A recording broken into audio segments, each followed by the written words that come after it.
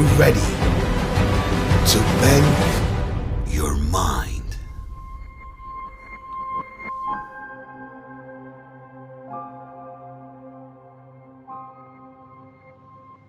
Hello and welcome to the second installment of Inverted Realities. And today we've got some great guests on yet again. We've got Caroline Knight, Carly Spell, Angie Hincks, and Matt Forrest. And we're going to be talking about some great topics again on this podcast. And one of the things that has popped up for me recently is how do we get caught in the traps with the truth-seeking movements, and what are the consequences of that? So the traps of the truth-seeking movements are just that. You can get sent down all different rabbit holes. And I'd like to bring Caroline in on this. I want you to share what your thoughts are on this topic. Hello.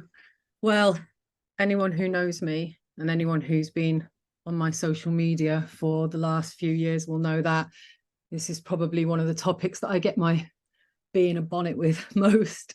But it's not from a judgmental point of view at all. It's just that I feel that it can be a really treacherous path on the truth-seeking path. There's a lot of pitfalls on there, and things can come at us out of nowhere, things we really just weren't ready for and weren't expecting, and they play on our own psychological biases and things like that. And this is just something I've learned the hard way myself as someone who's come from an activist background.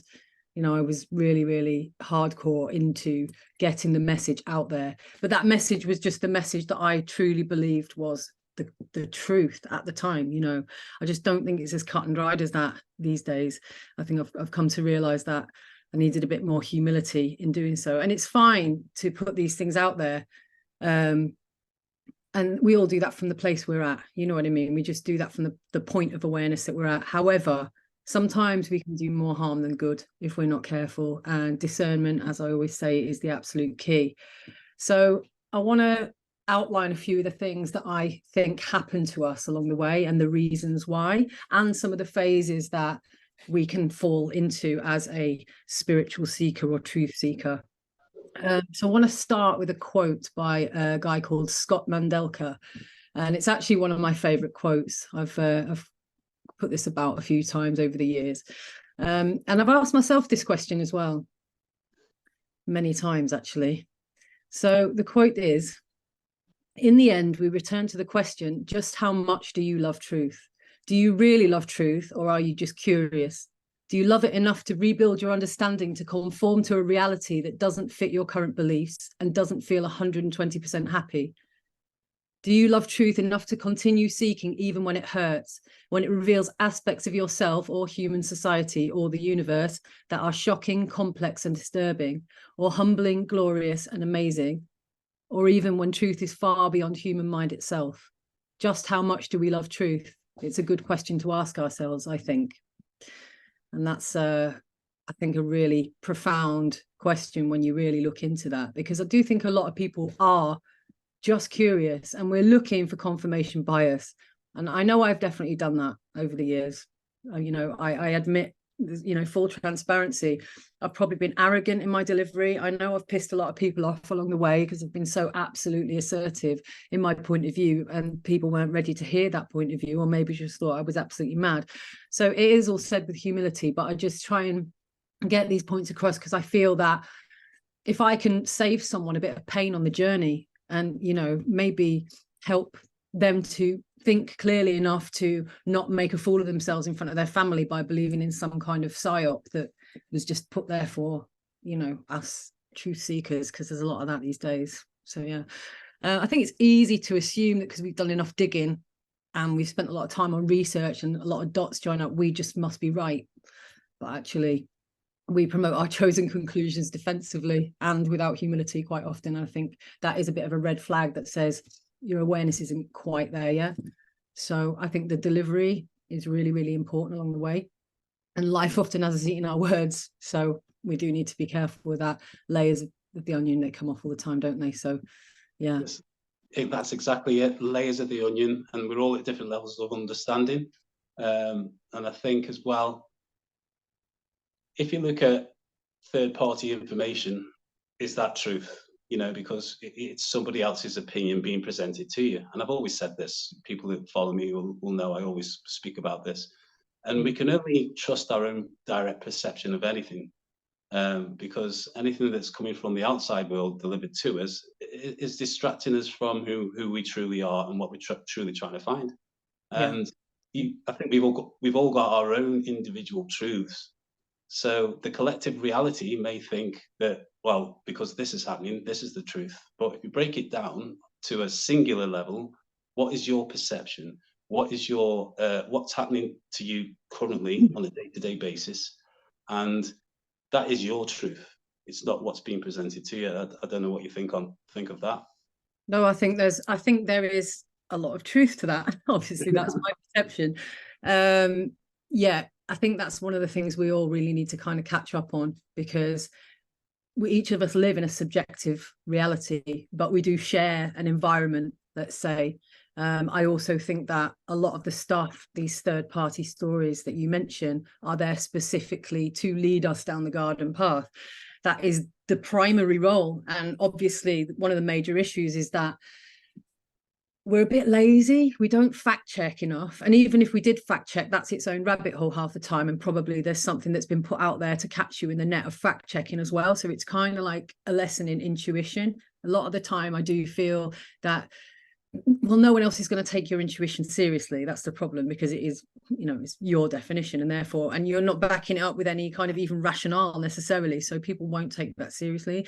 But only you know that on this path you will develop more discernment, and with more discernment comes more intuition. It's just part of the journey. But I think one of the biggest pitfalls is that we don't spend enough time before we jump on something that resonates. And resonance is an interesting concept, because we feel that if something makes us feel a bit excited, or, you know, it feels like an epiphany, the hairs on your arms stand on end, resonance is taken for gold. But actually that can really, really conform to confirmation bias.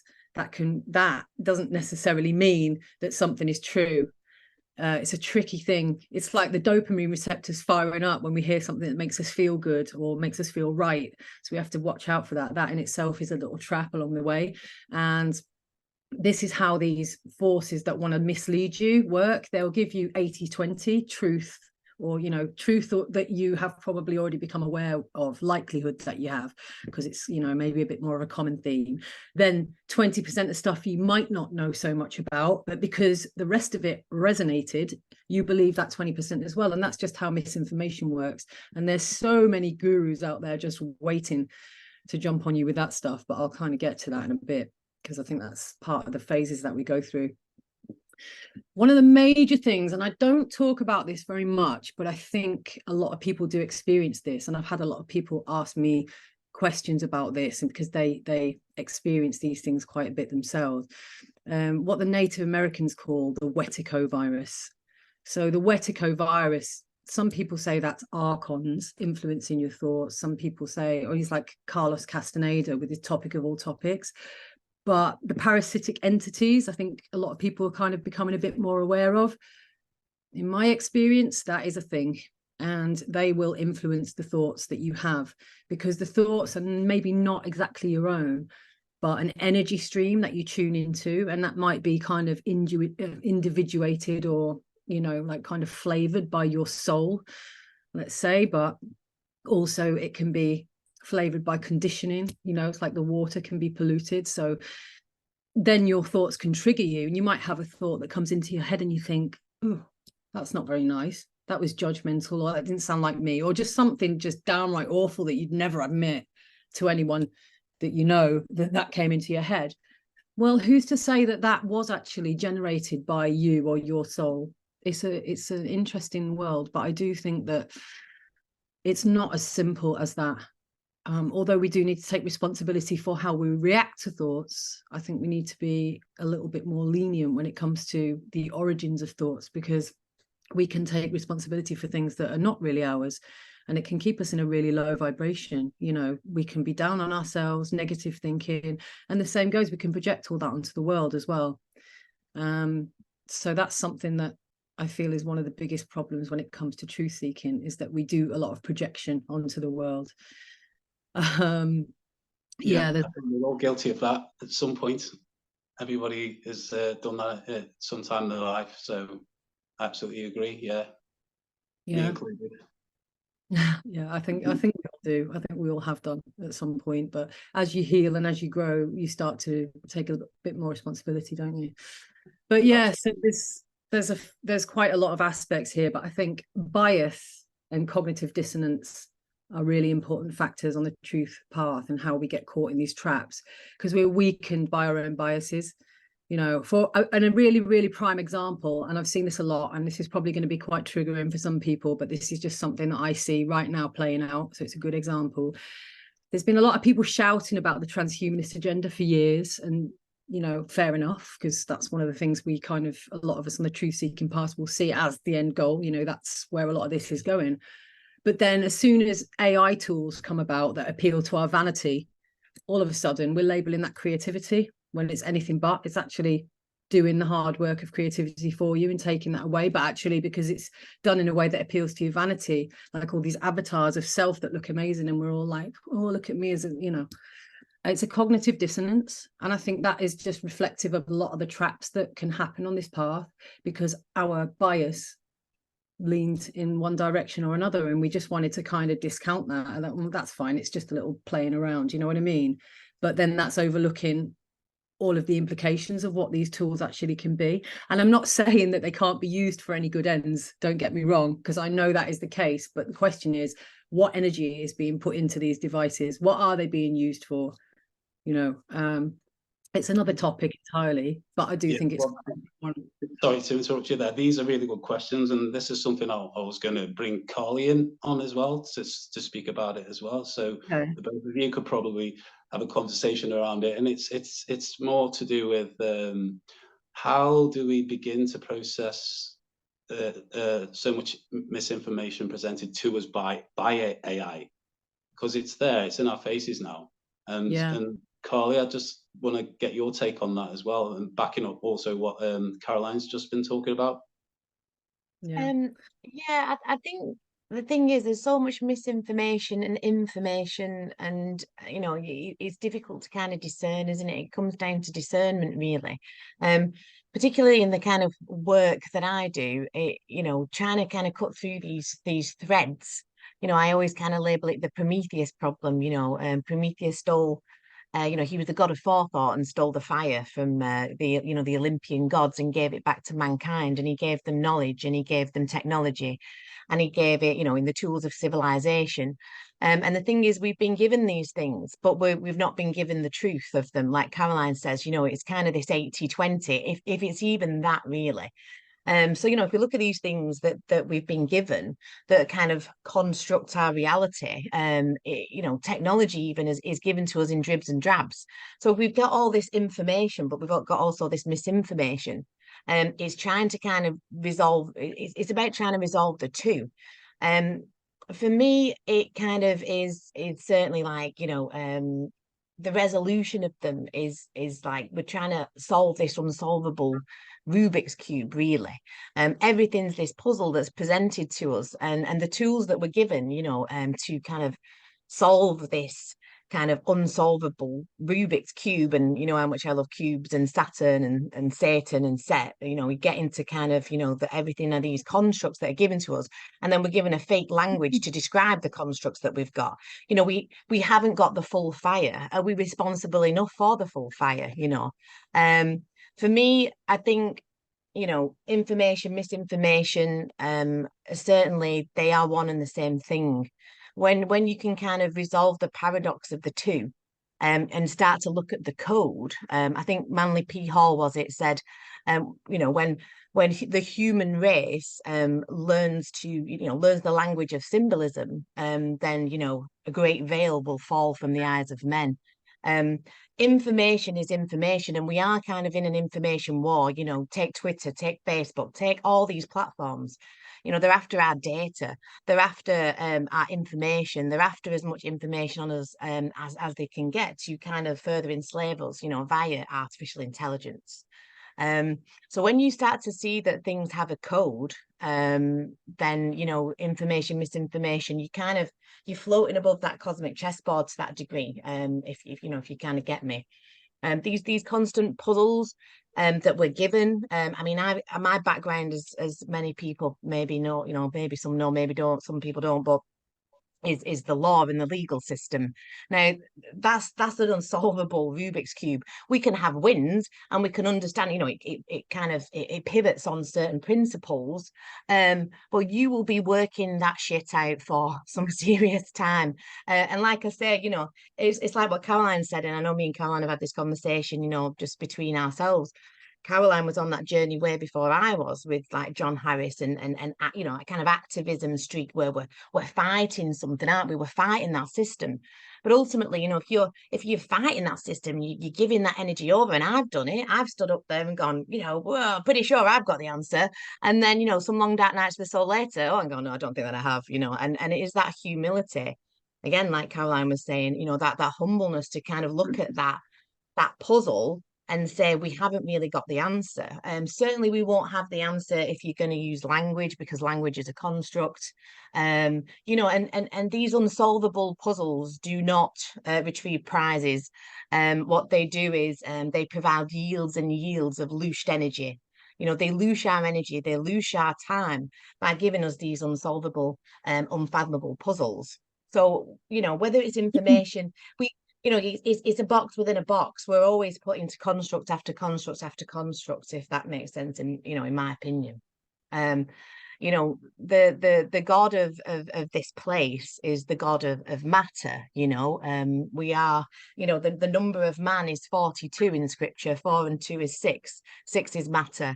6 protons, 6 electrons, 6 neutrons, 666. There's nothing to you know, what's the nefarious about it in an essence. You know, it's like in Star Wars, energy is just energy, you know, but they try and use this symbolism, and the symbols, the code that we can read to decode. So like, again, information, misinformation, once you read the symbols, once you deconstruct the language, you know, and language has a mathematical interface, you know, then you can start to see the code. And becoming a decoder is about, stop looking at the puzzles, stop fighting the system, you know. The answers truly are within us, you know. And like I say, we are the carbon that they want to reduce, you know. We are the 666.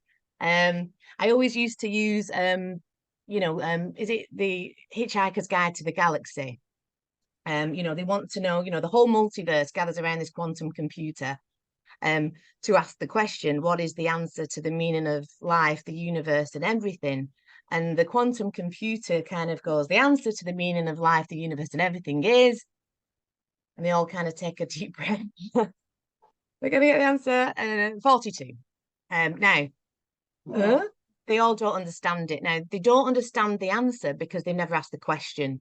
And it's the question that drives us. So when we ask the question, we create the neural pathway. So the why is always way more important than the how. Asking the question is always way more important than the answer, than the information, than the misinformation. That's just a big puzzle. You know, that's something that you can use as a backdrop to get to the meme, but the meme is the code. You know, and 42, again, if you get into, you know, gematria and the study of numbers, you know, because really, you know, we are a bit of a computer program. You know, 42 is the spirit opposed to matter. Saturn, Satan, Set. Saturnian worship is cube worship. And, you know, we are like trapped in this program, if you ask me, this hologram. And 42, the answer of the quantum computer is, you know, a satanic number. But again, you know, it gets into the podcast, you know, that our first one, without kind of repeating myself, you know, we're getting into the construct of time. You know, time slows down energy to, you know, so that we think this is real. And there's a quote in scripture, and I wrote it down because I knew that I'd forget it otherwise. But so in the Bible, chapter 13 of the book of Revelation, it says, let the one with understanding reckon the meaning of the number of the beast, for it is the number of man, for it is 666. So we're all seeing these horn beasts in our head, but 666 is man, it's matter. So again, if they're constantly getting our focus to fight something that's outside of ourselves, same with the law, if we're constantly looking at this construct, this Rubik's Cube, this eternal puzzle, if we're looking at that, if we're fighting the system, then we're not seeing the bigger picture, you know. And that really, for me, boils down into this idea of information and misinformation. It's just information at the end. It's one and the same thing. Like when we really start to decode this place, and like I say, you know, we're talking about this number of the beast, but if you're still reading scripture literally, you've kind of missed the point. You know, the Christ is us being Christ-like. It's transcending these, you know, in alchemy, these lower lead frequencies. In cymatics is the hex, it's the six. So the English word reckon, you know, in scripture means calculate or solve. So, you know, the answer, you know, the quantum computer saying it's 42 is telling you that the answer is matter. But that's not come from so much information and misinformation, it's come from code. And this, like I say, it's okay that we've kind of been given a certain amount of information, you know, of you know, knowledge, but most of our knowledge is hidden.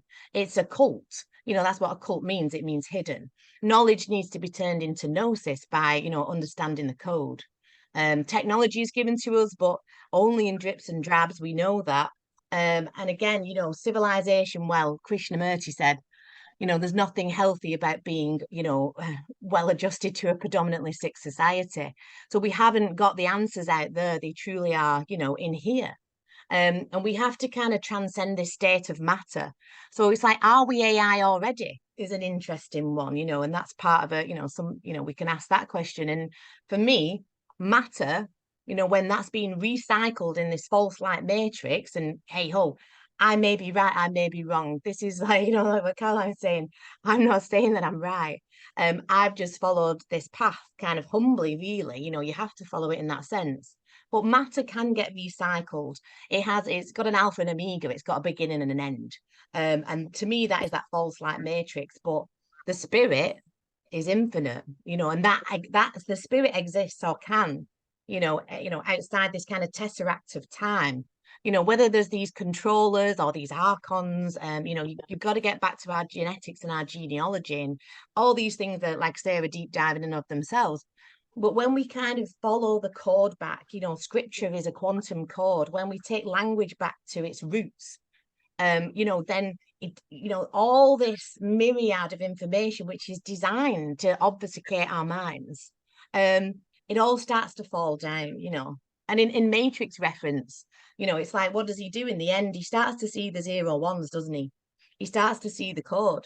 And I suppose what we've got to become is decoders. We've got to learn the language. We've got to learn the language of symbolism and so on and so forth. You know, this is becoming masters of our destiny. You know, when we become sorcerers, when we are, you know, we have the light and the dark.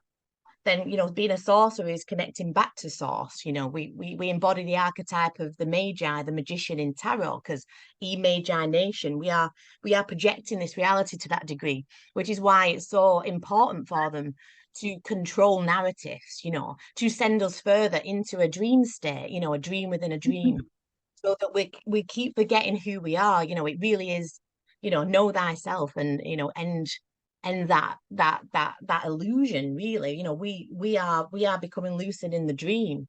You know, the prism planet is a prism planet to me. And these rulers or these entities, now again, you don't have to believe me, you know, make up your own mind. Again, it is, I can just postulate something and share my journey. That's how I look at it. But when, you know, when they're viewing things from 4D space time and we're 3D, so we view things in 2D, they're viewing things from up here. So this is why they code things on this plane to view from above, and so on and so forth. So, you know, for me, it's in the you know, it's in the language, it's in the code. Everything else is designed to divide. You know, da comes from the, you know, divide comes from the Latin da, and that's where the word demon comes from. And demons, you know, in computer programming is a program that runs in the background of a computer.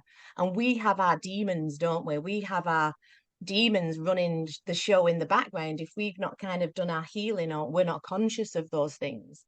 And that is the veil between the, you know, the conscious and the subconscious mind. We have to heal the shadow side. We have to embrace it. And they're saying pick a side. well, again, that's division. You know, you've got to come out of that construct. It's always a construct, a box within a box, a Absolutely. confinement, when really we should be detuning and detiming, in my opinion. But Good stuff. Good stuff. I've just got to stop you there because I just want to try and throw this back over to Caroline as well. But just before I do that, I just want to add in as well. The word itself, information, there's the clue within itself. Information or format. That word, formatting the hard drives of our minds in the child's formative years. It starts with 1, 2, 3, ABC. And information keeps us all in formation. Nobody asks questions. Fortunately, there are people like us that do ask questions, and we do look outside the box. And Caroline, I'd just like to bring you back in just to see what you thought about what Carly said and how it dovetails in with some of the things that you speak about and your beliefs. Well, yeah, she covered a few points I would make, really. Particularly the divide and conquer thing, because ultimately that has always been the strategy that works the best at keeping humanity under control, isn't it? And it's continued since time began, really. It's just that now the strategies are a bit more complicated and, you know, more complex.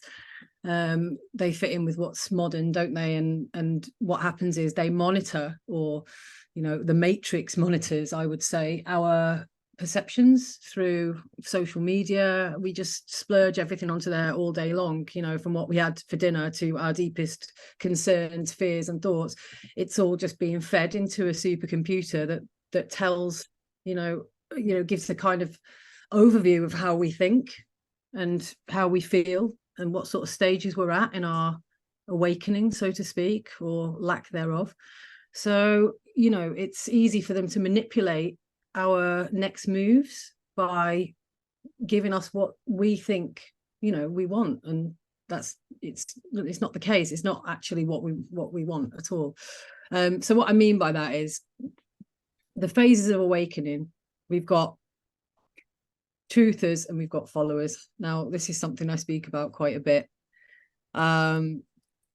These are probably the two most prolific. I would say it's not really types, it's just, although it kind of is, because it depends on people's personalities and what they've been through in life. And I think that predisposes them maybe to, you know, becoming a bit of a warrior activist type, or becoming someone who's just seeking a savior, although they kind of both tie into the same thing. And I was once, I would have called myself a truther, you know. I wouldn't use that word anymore, because I think the connotations are a little bit negative these days. For me at least, they kind of indicate a level of being blinkered, where you just don't move past a glass ceiling and you get stuck in this phase. So they are actually quite difficult stages to move through, because they're so compelling and they kind of play on our weaknesses and our traumas even. So it's not a linear thing, and not everyone experiences all possible phases. It sort of depends on the personality and the history, like I say. But the main thing is that the truthers are the people that will be shouting about the problems and kind of want to wake up the world. You know, they're fixated with changing the world. They think evil should be eradicated. They're plagued by their fears.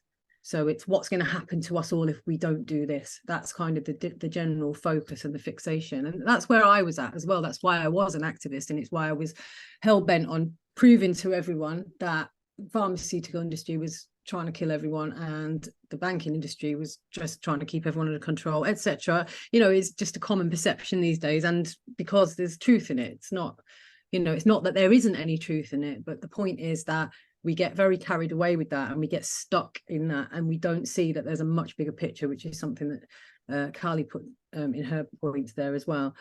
The truthers tend to have a more negative predisposition, so it's probably because they're carrying around some unprocessed emotional trauma, and a lot of people don't know that they are, and these are subtle things. But for example, the need to reject authority because it crosses boundaries can be indicative of trauma, and it's definitely something that I carry. I really don't like being told what to do. That hasn't changed, even though I've worked on my own traumas. But that can be utilized. It can actually keep us in a really like negative fear vibration that just actually has us playing into the hands of the system. You know, we're fixated with the monsters in the closet. We need a perpetrator to pin down. And although facing the darkness is necessary, living in it is imbalance. That's not where we're supposed to stay. We're supposed to utilize that at best.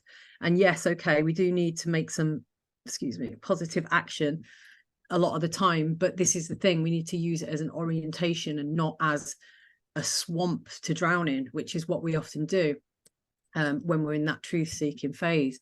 And truthers would probably argue action is needed, but there is a fine line when it comes to action, because some action's good, but war energy comes from anger and resentment and fear, and a lot of action is actually futile, and it's just making noise and expecting others to pick up the baton. And I've got a bit of an analogy about that, where it's like seeing the world as this huge jigsaw, and if you could just get all the pieces aligned, i.e. get them to see your point of view and understand that you are right, everyone would suddenly just miraculously know what to do. And they would all come together, and all those jigsaw pieces would slot into place, and hey presto, the system would collapse and it would all be sorted out. That seems to be the general underpinning assumption of everything when it comes to this kind of angry delivery. It's like, I'll tell you what's going on and you're a muppet if you don't get it. It's like sheep this, sheep that.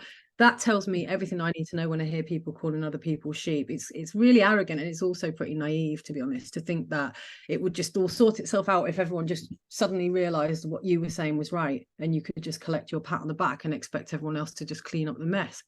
Well, I know a lot of people would actually do some work in that regard, but they often don't appear to know what that work actually involves. And it's not going and burning down the Houses of Parliament, is it? That kind of that war energy. That's what I mean. It's not a solutions orientated energy. And righteous anger, yeah, that's motivating, of course, and it is natural and it's necessary. And when it's utilized well, that's a good thing, but it often isn't. And alternative solutions coming from love are what allow you to turn adversity into the orientation. So I do think that's one of the major problems with this truth-seeking movement. And then you've got the followers. They're played by hopes. So it's the other side of the coin, really. They're characterized by blind optimism, really, and it's not tempered by realism, in my opinion. And realism is probably just, like the clear facts of the matter and discernment from logic and assessment. So it's a case of being a bit objective and not just completely idealistic. And obviously you need some level of optimism, because we all do, otherwise we just sink into our own personal hell. But I think the followers will take this to a kind of unrealistic level of optimism that is actually spiritual bypassing. And the truthers are actually in their own degree of spiritual bypassing as well. But this is more obvious in the followers. So I'd say that it's like this divide and conquer thing again. The truthers can kind of have a go at the followers, and the followers can say the truthers are being negative, and you get this kind of divide and conquer thing within the spiritual movement there. So as long as a matrix can condition us to see each other's perceptions as dangerous, then it's got us, hasn't it?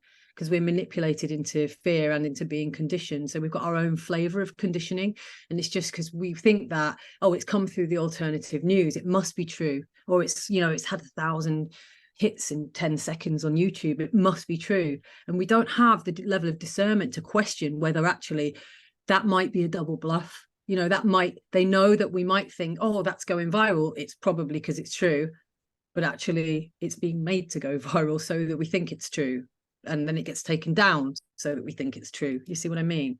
There's like a lot of stuff like that going on. And just adding into that, I mean, you're aware of a guy called Arthur Christian. We all are. And he speaks about, it's a cult of hoops, because basically it's one cult within a hoop, and you jump between these different cults of hoops. And we've all been there. We've all started out of maybe, I don't know, ancient civilizations, and then it's gone on to something else. Then it's gone on to something else. And then it was like COVID, as we had. And so where does it end? We've got to jump out of all of these hoops, because they're all conditioned. Well, they're all making us be conditioned to believe.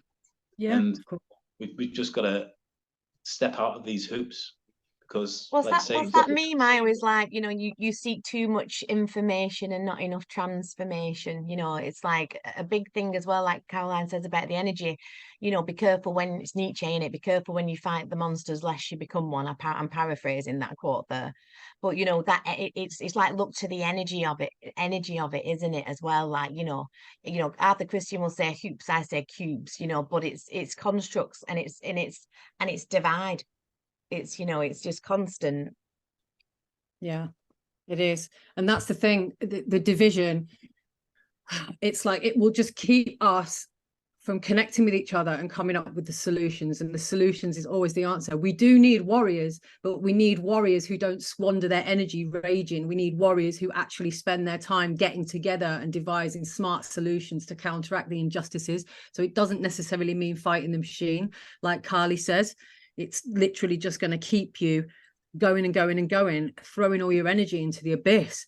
And we're not really going to get anywhere by doing that. And by taking down an old system, yes, okay, that's necessary. But if you actually replace it with a new one, then naturally that's going to happen anyway, isn't it? So, but I think we spend like, you know, a lot of time looking for saviors. And even as truthers, they're still expecting someone else to do the hard work at the end of the day. Not everyone, obviously, it's not cut and dried, but the followers are definitely looking for saviors. So anyone who says the right words, like the pretty words on Facebook or on, you know, on lives, and I'm talking about big name people here, you know, the self-appointed gurus, or the ones that are actually marketed on the mainstream now. And maybe they were actors before they became these warriors for the light, or whatever it is they're masquerading as now. But they don't pay get me a started bit. Yeah, I was saying, don't get me started on that. The warriors of the light, you know, it's just like another big con, isn't it? The new age is just another trap. Yeah, but this is the thing, and that's that they're utilizing all of these well, they are all actors at the end of the day, whether they've actually done that for a job or not. They're all actors, and they are masquerading as saviors in some instances, but also they are putting the message out there that stuff is being done about these problems, so that we can sit back and go, oh, it's okay, the Galactic Federation are going to come and fix all the problems for us. That's been channeled by so and so. You know what I mean? It's like, okay, that might appeal to your comfort zone, but is that really appealing to your common sense? Or, you know, I'm not saying that there's no possibility that these things exist. I just don't know. But what I do know is it's a very, very convenient way to keep us from action in our own favor. We don't have the authentic sovereignty yet to be trailblazers, and that's the issue. So we stick to groups that make pretty promises, basically. So it's open to misguidance by the forces that seek to suppress us. And there's a lot of them. And they come with smiling faces and they say all the nice things that resonate with what we want to hear. And that is the biggest problem. And on top of that, you think we can judge these gurus as being enlightened. Who's enlightened? What is enlightenment? I mean, who is even really equipped to judge such an abstract thing? Is there any specific milestones on that path that you can say, oh, this happened, he said this, he must be enlightened? Well, if he must be enlightened and you know he's enlightened because he said that thing, then surely you must be as well, and so on and so forth. And then you get this overestimation of where other people are at and where you're at on this path, but it comes without any real foundation half the time. It's just they said something that sounded right to me for where I'm at on that journey, so they must be enlightened. Now I'm going to believe everything that they say. I'm going to promote them on my social media, and then we're just led down the garden path, seriously. Then you got your woke folk and your SJWs, your social justice warriors. Well, don't get me started on that one. The virtue signaling rage fest, which is basically more about a need for identity, righteousness, than it is about the chosen causes half the time. Not that any SJW would notice that in themselves, but there we go. So got that whole level of truth seeking, but I don't think that's genuine truth seeking at all, really. I think that's just waiting to be told what to be pissed off about next, and so you can actually feel you know you've got some integrity, but really you're just a puppet. I mean, I hate to sound... I think people, it's that outside savior template, isn't it? It's a program again. People are waiting for somebody to save them. and you are the one, you are the one that you've been waiting for, like when you lose all those constructs, when you get to the nitty gritty, when you transcend it, that lead to gold, that alchemy of your own spirit, whatever that be, because language is the divide again, however you want to describe that, Yeah. it's don't let the language or the Tower of Babel be the divide, just because it's the energy of in it, it's creativity, it's love, it's being in the present moment, it's nature, as Arthur Christian would say, things like that. Those are the things that will kind of create the right kind of timeline shift if you're going for all that. I think it's a bit of a timeline war, but again, don't get that's another episode. But yeah, definitely. The episode upon episode upon episode on these topics, to be honest. But yeah, it's true what you're saying. The point is really, and underpinning all these issues is an avoidance of self. Because within yourself, you've got the whole of the external world problems inside you on a kind of microcosm level.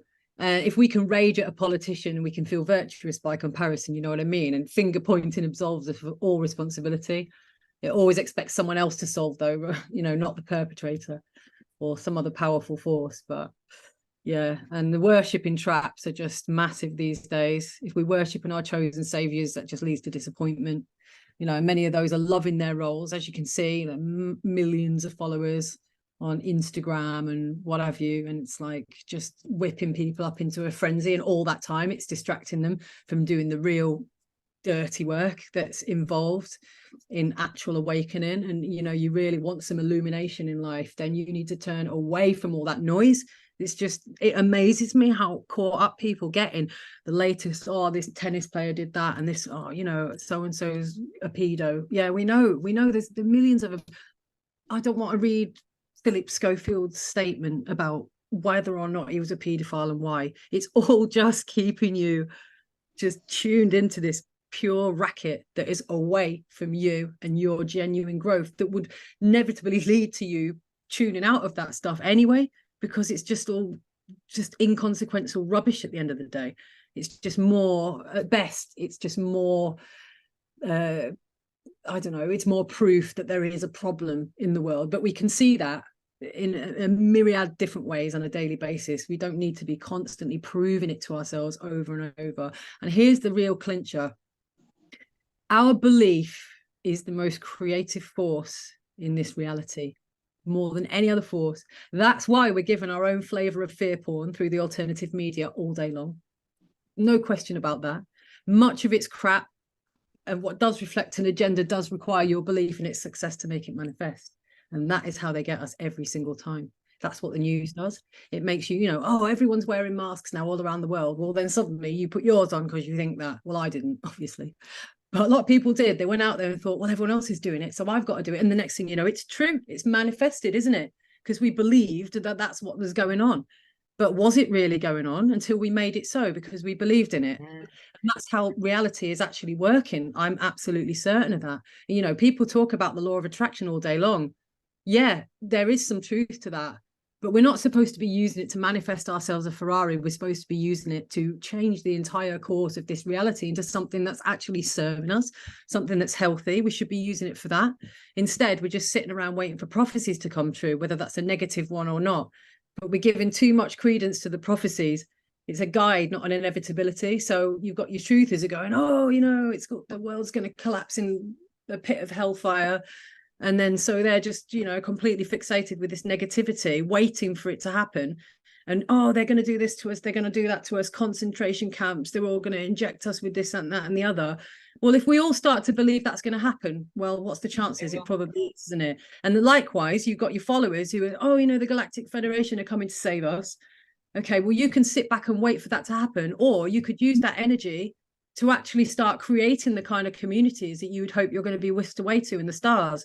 You know what I mean? It's like prophecy is making people lazy, and it's totally missing the point. And this is just another way to get us to do nothing, just by believing in stuff that other people are doing. So that stops us doing it.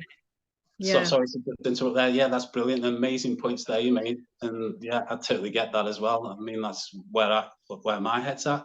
But also as well, you think about everyone's looking outside of themselves, everything's within them, and you've got the whole universe within you. and all the language that we use on a day-to-day basis that tells us what we are and what we think. Yeah. So I just want to throw in something about the language of the universe now and bring Angie in.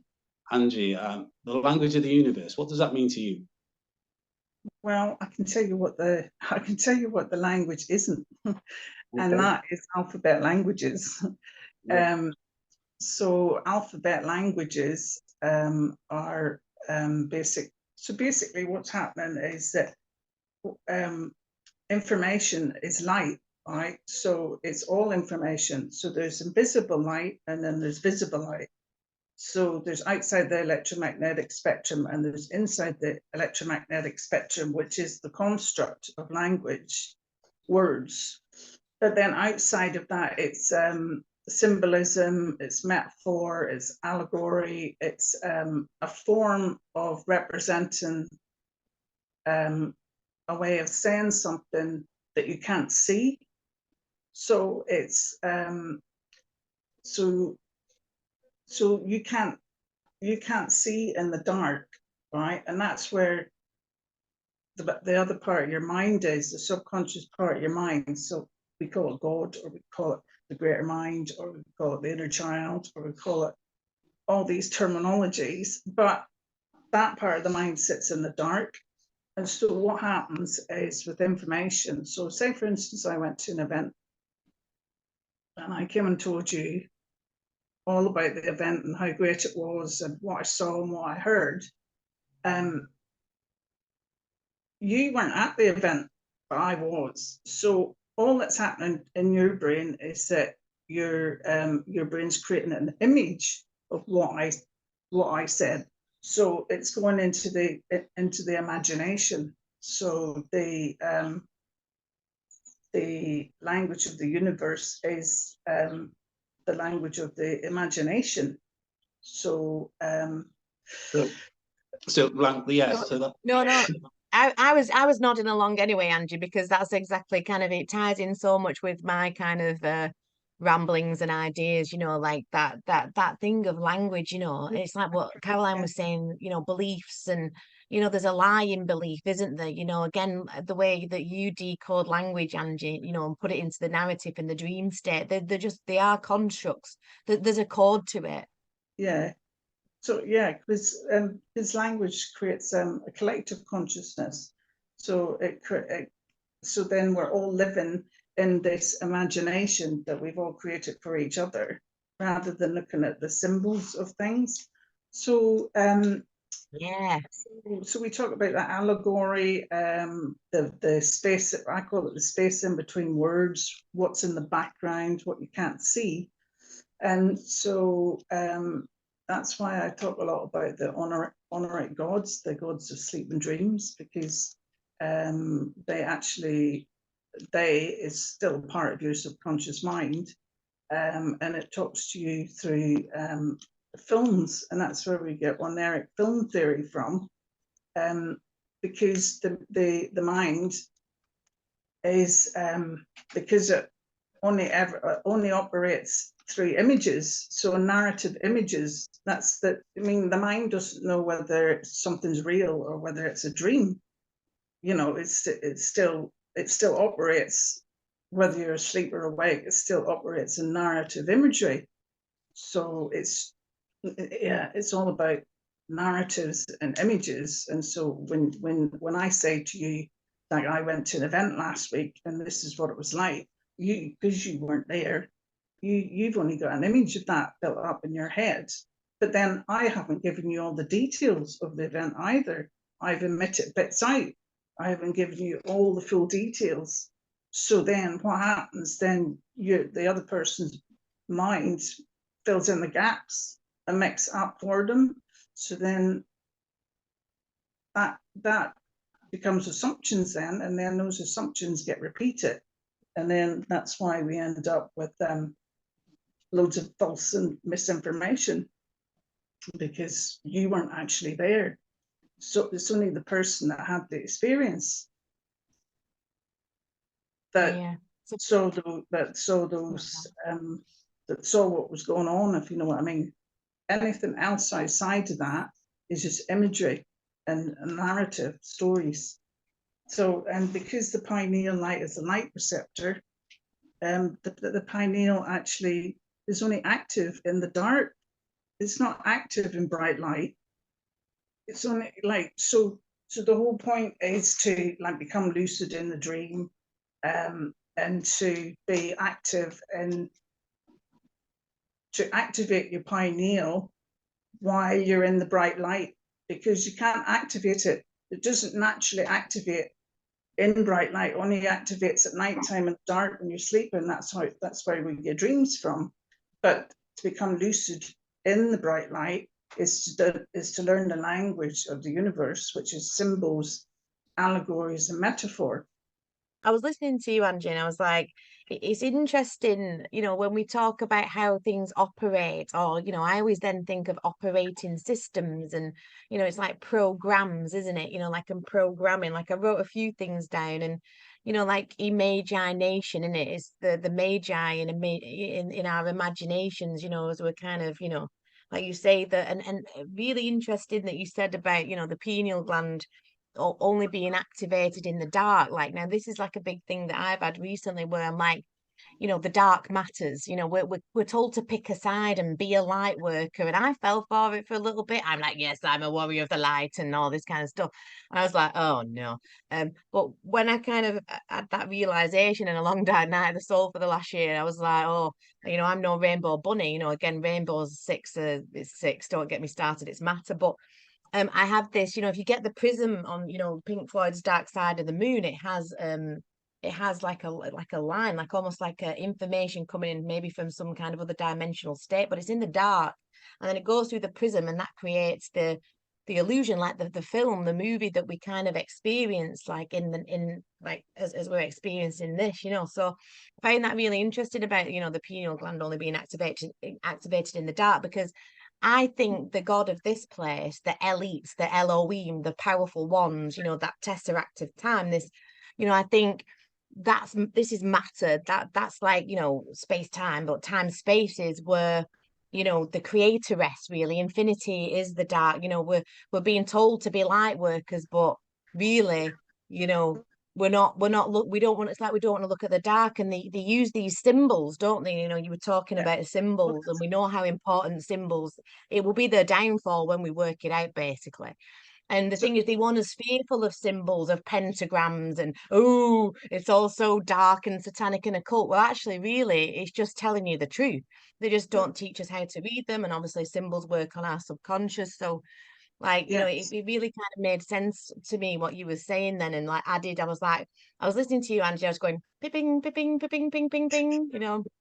Yes, because the subconscious mind is the dark, like the light is the dark, because it's, you know, God, or whatever you want to call it, your subconscious mind, or the quantum forces, I prefer to call it, is the dark. The hidden part of your mind is in the dark. So that's why the dark is actually quite important in this illusory light, because this illusory light is divided light. That's why we're all divided, like with information, because we're in divided light. And the dark part of your mind is the places that people don't want to go, places people don't want to look at it, don't want to see it. They don't want to see all the bad things going on. And it's funny that people that are in, most people that are in depression at the minute because of what's going on, can't make sense of what's going on. People, you know, that those are the people that are more likely to see the unseen light, to see the invisible light, rather than the people that are attached to the illusory light, because the unseen light is still light, but it's electromagnetic light. It's not the same as this illusory bright light, the light show, as I call it, like as in the movie. So yeah, so it's the dark places of the mind that people don't want to go, and that's what the allegory and the symbology is all about. Like for instance, again, going back to the Atlanteans, you know, those are people that were destroyed or forgotten about, but that's part of your subconscious mind again, that forgotten part of your subconscious mind. So when they discovered land, that's again that represents, like Rene Magritte, he did this picture of a pipe. He drew a picture of a pipe. He called it the treachery of images, because what's happening is that people are taking language literally, like as if it is the thing. But as he described in his picture, he drew a picture of a pipe, and underneath it he put "soon as say Pat and Pete," which means this is not a pipe. What do you mean this is not a pipe? What do you mean? It looks like a pipe. Yeah, but you can't, it's a picture of a pipe. You can't get into the picture, and you can't take the pipe out of the picture and smoke it. And so that's the thing with imagery. We're taking it as the thing. So like the map is not the territory. So that's what allegory and metaphor and parables. That's why scriptures talk about parables and stuff. It's like it's trying to show you not to take language and words and what you're told literally. Like it's more of a knowing. Like you can't even describe it in words. Like you know when something sits with you and resonates. Do you know what I mean? Like there's no words to describe it. That's why I'm struggling.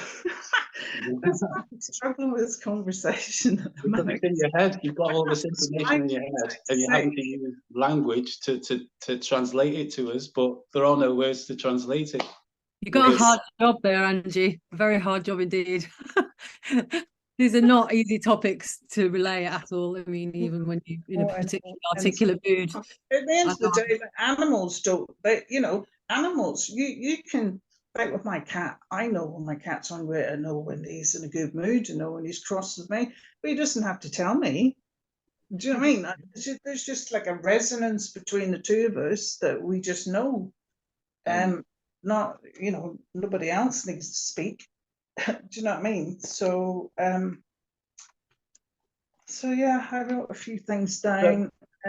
Sorry, Angie. So we talk about language. So you're talking about parables and allegory and symbolism. Yeah, that's the language of the universe. But I'm talking about the English language, basically. Yeah. We take English language literally, like as if it is the thing. But like with that, the image of the pipe, or like this coaster. This is a thing to me, but it's not to you in the screen, because to you it's a coaster in a screen. So you can't go into the screen and grab that. Do you see what I mean? So it's not literal for you. It's it's become an imagery for you. Do you understand? I understand, yeah. I totally get it. Yeah. Does anyone get me? Yeah, this is how we get lost in the hyper real. This is what the grand plan is about, is to keep us from being able to discern the difference between that coaster and the coaster on the screen. That's where it's going. Yeah. Highly relevant, what you're saying, highly relevant. Yeah. Well, here's the other thing, though. Is it a coaster really? Even to you, where you're sitting now, you just picked up that object. When you get to the nitty-gritty of it, it's all wave state anyway. Yeah. I've jumped that, not you. But yeah, and interestingly, and another word that I found for pineal is, it's a medical term, and it's called epiphysis, epiphysis, EPHYISIS, which is where we get the word epiphany from. So I thought that was quite interesting. Yeah, so yeah, I think, So I'm just wondering now. Allegory metaphor. It's a figurative language. So it's a figurative language means it's boiled down into characters and figures. So that's why characters and figures you see on the TV, like you see in films, you see actors everywhere, but they're trying to relay a message to you. Whereas we're looking at it, or most people are looking at, oh, they're nefarious, they're this and they're that and the other. But because there's duality in all things, like we feel to see the symbology in it, we feel to see what's the metaphor in this? What's it trying to show me? Because everything, all stories and all narratives, even on TV, on TV, everywhere, it's all about you. All stories come back to you in your subconscious mind. So, yeah. Very good, very good. Love that, Angie. And I dare say we'll come back to this subject again as well, because it's vast and it does take some getting your head around to it. Also, as well, I'm just looking at. I want to bring in Matt and talk about quantum physics, because there's this thing that keeps bugging me. The difference between the quantum world and the classical physics. So, Matt, if you can just unmute yourself. And yeah, I was just saying there, Matt, about the quantum realm, quantum physics and classical physics. What's the difference between the two? Because a lot of people get mixed up with that.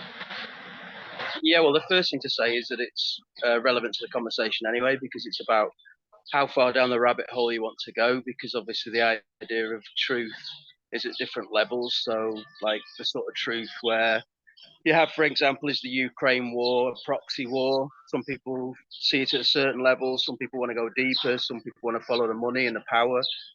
So it actually relates to that in a sense. So it's basically saying that in the quantum world, it's infinite possibilities, and it's something that's not yet formed. And in the classical world, that's what we're kind of used to, and where you get the normal behavior and the patterns. So the constructs and the cars and the matter. So in essence, the difference is the quantum world is effectively infinite possibilities, but not yet manifest. And the physical realm is what we're kind of used to. Now, one of the things is in that quantum world, quantum physicists obviously not only have a certain understanding, but they are able to manipulate with that knowledge. But on the other hand, there's certain phenomenon that they don't understand, but they just, well, they have an expression, which is shut up and calculate, which means basically because it conforms so well to mathematics, how it becomes from the quantum realm into the physical realm. In fact, more so predictable wise than a lot of the behavior within the physical realm, that they're able to recognize the patterns. But on the other hand, they're not able to understand how things like quantum entanglement works, because obviously Einstein set the idea that you can't move faster than the speed of light, and so for something to be affected at a great distance instantaneously revised that. So speed action at distance, and basically Einstein tried to establish that there were hidden variables. He tried to show that it was a mistake in our understanding and not actually. He tried to show that the effects still conformed to normal physical events, but he failed. He failed mathematically, but also demonstrably. So then you have to ask, what is the realm? It appears to be something that is equivalent to mind before the construct of mind gives us a conformity to patterns. So in other words, in the quantum realm, that's why mathematically in the binary realm, in our realm, the solution to things is straightforward because 1 + 1 = 2, whereas in the quantum realm, it sits beside, it's multiple options. So the 0 and 1 is in both positions at the same time. So it's highly counterintuitive. But it's an important subject because obviously we are not only governed by the physical realm and all the patterns, but also the quantum realm is basically what governs the physical realm. So the physical realm is actually a subset of the quantum realm. So I would argue that it's important to get to understand the quantum realm, because if you're just operating in the physical realm, then you're getting to different levels of truth. So there are obviously objective truths, like if you wanted to be very wealthy and you were Elon Musk, if you were just to get a teaspoon and move sand from point A to point B all day, that isn't going to get you wealthy if success is your aim. Whereas if you conform to certain team building, you conform to certain rules about business, and ultimately you're fulfilling human needs, then obviously that can lead to success and wealth. And therefore there are obviously objective truths in our reality. But ultimately, you know, when you go down and down and down, what are the truths? So in the quantum realm, it would argue that it doesn't really matter if it's a flat Earth or a spherical Earth, because ultimately, even though there are greater truths within our own realm that are worth knowing, the deeper truth, which is the fact that it really doesn't matter, because it appears that mindism or idealism could well be the ultimate answer. So people like Professor Donald Hoffman, they would say that we should take this realm seriously, but not literally, because people that try and knock that theory would say, well, why don't you just walk out in front of a bus and prove yourself?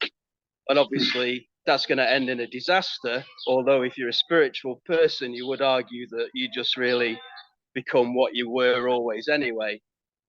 So that's why the quantum realm is important, I would say, to understand, because it actually relates to how everything works in the end. Okay, and just on that as well, are those birds that are tweeting right now in the quantum realm or the physical realm? Really well, well, they're in the world, but not of the world. So their physical avatar is with us, but their spirit is elsewhere. So can you still NASA as well? say again? Just noticed you were working at NASA now. Indeed, yeah.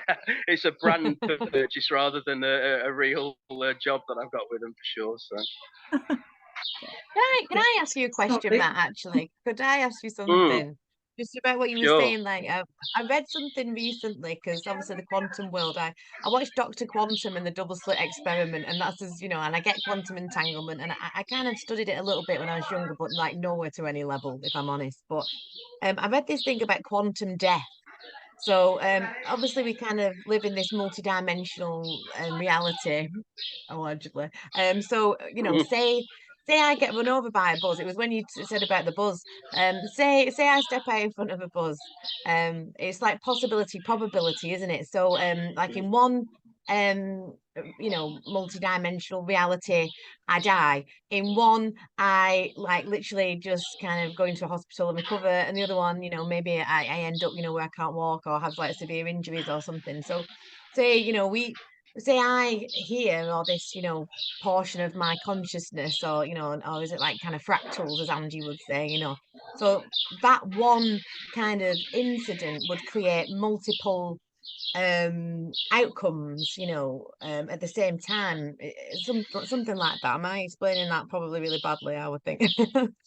yeah, there are many worlds principle and multiverse are kind of both different things in a way. So multiverse Yeah. is just literally about multiple universes, and the hypothesis is that we are, you know, you could be a scuba diver in one and you could be a male in another and all this kind of thing. And I mean, it's not impossible, of course, but it's very, very difficult difficult to And I it's think if very I difficult, die, like difficult to prove. it could be like almost like I've just gone to sleep, but then wake up, and it could be a dream in another reality, even though it kind of happened, and then I'm living like it's like literally like I dreamt it, and I wake up and I begin the life that I think is the same, but it's actually different. Well, I think the good news is we've got quite a lot of it. If you want to sort of play the scientific card, we've got quite a lot of evidence of that already, with people like Pim van Lommel, who's a cardiologist, and he's obviously studied this. In fact, it's incredibly scientific. It's too scientific, if anything, the book. He's basically obviously studied countless different events of this ilk, and there are obviously, again, patterns. Even though one might argue that the illusion means that nothing is particularly real, but everything's real by way of the fact that if it's an illusion, it has a reality from its, you know, phenomenological existence. So to answer the question, people obviously report commonalities, like, you know, in a near-death experience way, appear above the body and be able to have senses that they weren't able to have, and maybe hear people that are on their way to visit them, and these kind of things. So a sort of materialist or physicalist scientist would just instantly discard that. Whereas if the evidence is there through pattern and pattern recognition, then it should certainly be taken seriously, because that's what we rely upon anyway. If you drop a ball, it falls. You drop a ball, it falls. You drop it again, it falls. We call that gravity. And obviously, at Newtonian level, they thought they understood it, and then it turned out to be something completely different, but it still conforms to the same pattern, and it's still patterns. It's just that the Newtonian view is being superseded by an Einstein viewpoint. So to answer the question, I would say that there is actually evidence already of the fact people, when they have passed, even beyond sort of superficial explanations like oxygen deprivation to the brain, that kind of thing, I'd say that there is evidence that we are in the world but not of the world. So I think that's like the same in scripture, isn't it? Be of the world, not in it. Yeah. Awesome. Thank you. Yeah, it made me think of something that happened to me, and I, to this day, have a strong feeling that I actually did not make it through this accident. And I had a very strange thing happen. Basically, I had a motorbike accident. I went over the handlebars of my bike at about, I don't know, 60 kilometers per hour, something like that, and I rolled and I damaged myself quite a lot. I also hit my head extremely hard, cracked my helmet and what have you. But there was like a moment, and in this moment where I started to go over the handlebars, it was like everything just went blank completely. And then the next thing I knew, I was somewhere across the other side of the road. But when I sat, and this is what I find really interesting, when I sat up in the road, I had the strongest sense of deja vu I've ever had in my life. Like, I looked around and it was like time was completely frozen. Nothing was moving. Everything was totally still. And there was no sound. And the deja vu was like, oh, this again. I can't believe it's this. Like, I knew it was going to happen. And that really left me with some questions in my head. And then I came across Anthony Peake's book. I think it might be Cheating the Ferryman. I'm not sure if it's that one or one of the others. He's written a few. But in that, he basically says that when at the point of death, your brain releases a substance called glutamate, which makes time appear to totally stand still and everything freezes.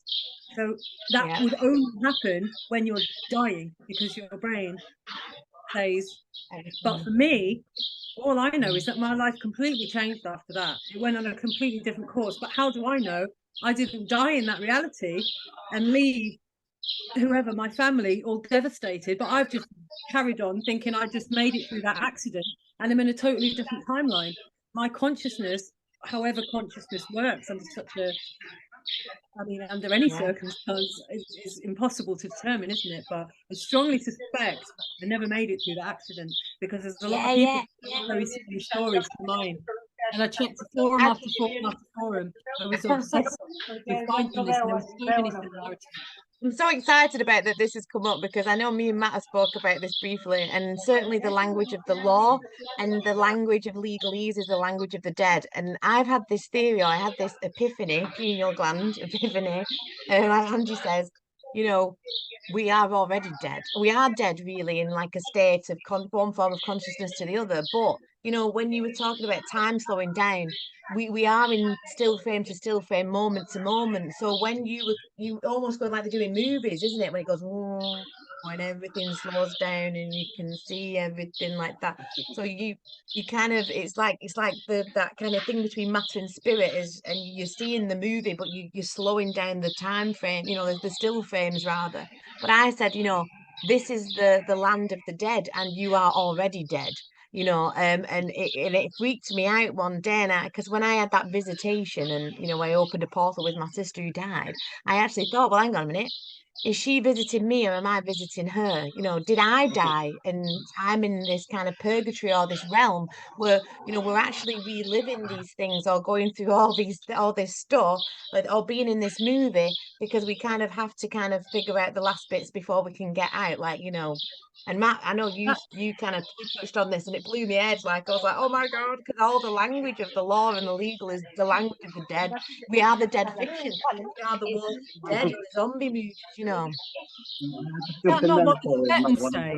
Because something that you just touched on there, and struck a chord with me, the time slowing down or the time standing still. This is years ago now.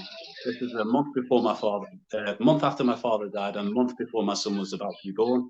I was driving home from work on it's called the Welsh Road, and there was roadwork set out. And next thing I know, I'm having to slow down the car because the turning was too tight to the way that the road was set out and the cones, the way that they were laid out. And as I turned, because the road was wet, the car left the road, hit the curb, smashed into a fence, and rolled. And it rolled, and it rolled, and it rolled. And it just seemed to last forever. And I'm just thinking to myself, I just had this feeling of being like everywhere and nowhere. And there was no time. Time did not exist. It just seemed to be like an eternity. And I kept saying to myself, it'll be over in a minute. It'll be over in a minute. And it was just that. It's just like everything had slowed down. It was slow motion. Does that make sense from the experiences that you shared? Yeah, I've died about 3-4 times in my dreams, and that happened to me in my dream, where I got blown up on a bus,